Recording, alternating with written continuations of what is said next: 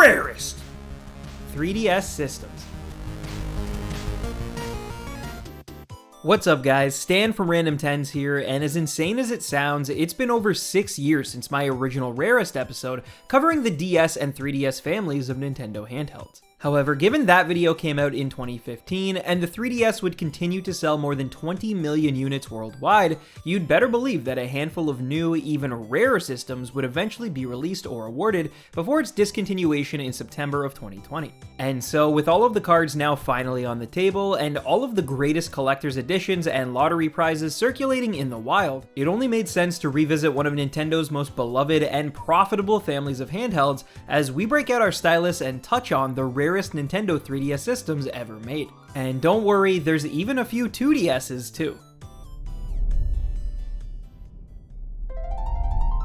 During my original showcase, I attempted to strike a balance and made sure to alternate between both the 3DS and the original DS's catalog of collectibles. However, one choice I knew I had to talk about even back then were the trio of Mario-themed Club Nintendo 3DSs that took on the appearances of the titular plumber, Princess Peach, and Toad, who seemed to be the rarest amongst the three. These were released in multiple regions with only 1,000 of each specific character given away through a special promotional lottery within the three distinct areas. And at this point, I think it's fair to say that the North American models are slightly more sought after for one reason or another. But instead of rehashing all of that, I think it's better to discuss something a little less well known as we take aim at the shimmer pink Nintendogs 3DS. Like the previously mentioned group of Mario handhelds, this Nintendogs bundle features an original 3DS system, comes packaged with a physical copy of Nintendogs plus Cats, and was released in incredibly low numbers, with it being estimated that only 1,000 to 5,000 units were ever produced. However, unlike the Club Nintendo rewards, this console was exclusively released in Hong Kong, making it nearly impossible to find in the wild and in good shape today. In fact, this handheld is so obscure that I can't even give you a realistic price. However, if the box is in good condition and all of its components are intact, I imagine it would sell for anywhere between $500 to $1,000 US, with the potential to go for even more depending on a variety of factors. Regardless, this bundle is extremely coveted by 3DS enthusiasts around the globe. And if you come across one of these strays in the wild, it might be worth adopting, even if the price might be a little rough on your bank account. Moving on to a set of systems that probably could have used a better name, the 2DS was a great alternative for those wanting to play through the 3DS's deep library of games without the glasses-free 3D itself. And obviously it worked, as the Big N would go on to produce an even better version of the low-cost model, eventually releasing the new Nintendo 2DS XL, outdoing even themselves when it comes to unnecessary naming conventions. But despite confusing parents across the planet who just wanted a new gaming system for their kids during the holidays, the 2DS family does boast a few rare gems in its many incarnations, including the original white and pink Disney and Dragon Quest consoles. In my research, these are the two rarest of their respective models, with the Dragon Quest XI bundle being slightly less coveted. This black console features various Dragon Quest design elements on its shell, along with a liquid slime in the top left corner. It was released exclusively in Japan in the summer of 2018, and it's rumored that only 10,000 to 50,000 units were produced in total. Despite this, for the most part, one of these metallic consoles can still be yours for a fairly reasonable price, as there's plenty on sites like eBay that sell for around $150 US complete in box. Meanwhile, the aforementioned Disney bundle, which came with a Mickey Mouse carrying case, was released in similar quantities exclusively at GameStop in North America and sells for an eerily similar price today, making these two particular systems more alike than you'd immediately think. Of course, there are many other special edition 2DSs that may even sell for more, but among this particular family of handhelds, it's Disney and Dragon Quest that reign supreme, at least in terms of rarity. Having sold more than 75 million systems and over 386 million software titles, you'd be hard-pressed to find anyone who would ever call the 3DS a failure.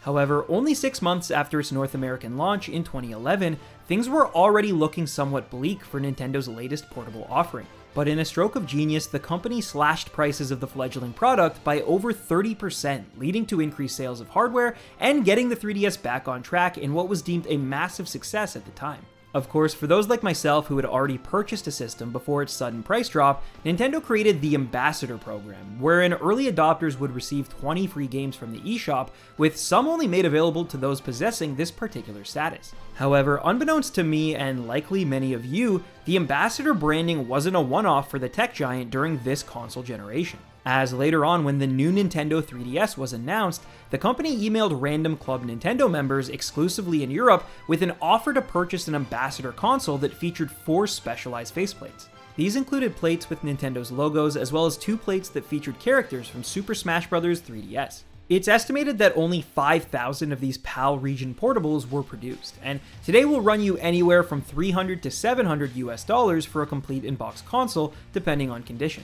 So while it may not be the priciest or even the most striking 3DS ever made, it is a unique piece of Nintendo's history with a pretty interesting backstory. Although I gotta say, I wish the original Ambassador program offered something just as special.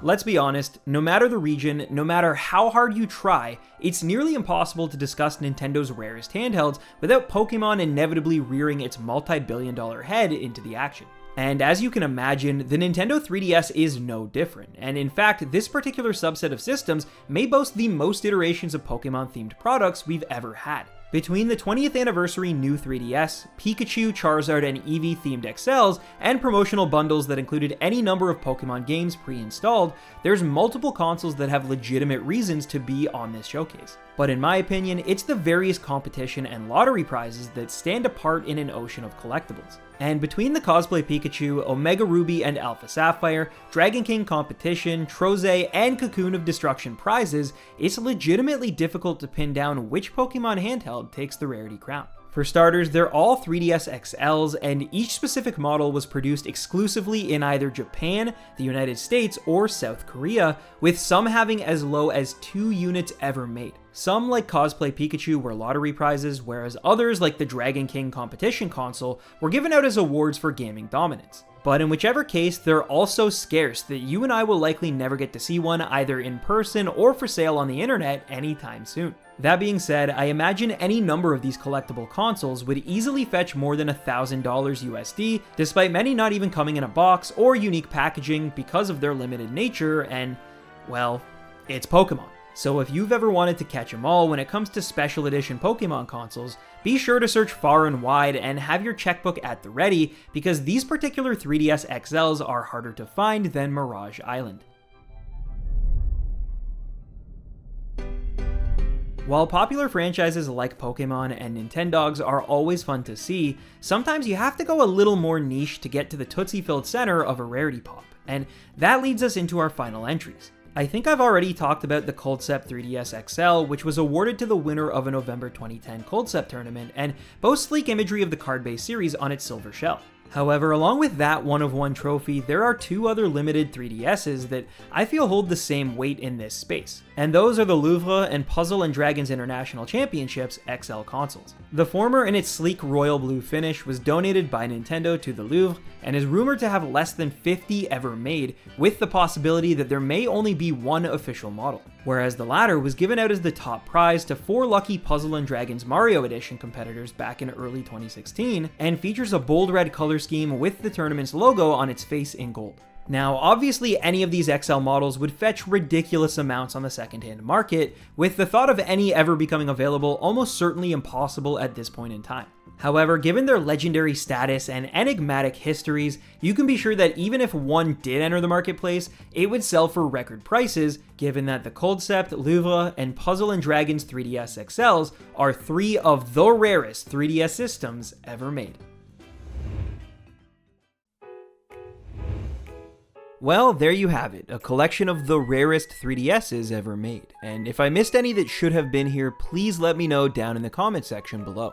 Right now, the only rare 3DS I have is the Pikachu XL, but I'm curious if you guys have any limited systems, and if not, which one have you always wanted? For me, it's gotta be the Samus Returns bundle from a few years back, but I'd love to hear some of your favorites. And of course, as always, I need to give a huge shout out to my channel members who keep me energized to make content. If you'd like to help support the channel, you can join them by clicking the link in the description below. And if you aren't able to do that, please consider liking, subscribing, and ringing that bell if you haven't done so already, as it helps out the channel a lot. Anyways, you can find links to my Twitch and Instagram accounts down below, and as I always say, happy hunting, baby rhinos. Peace, and I'll hopefully see you soon.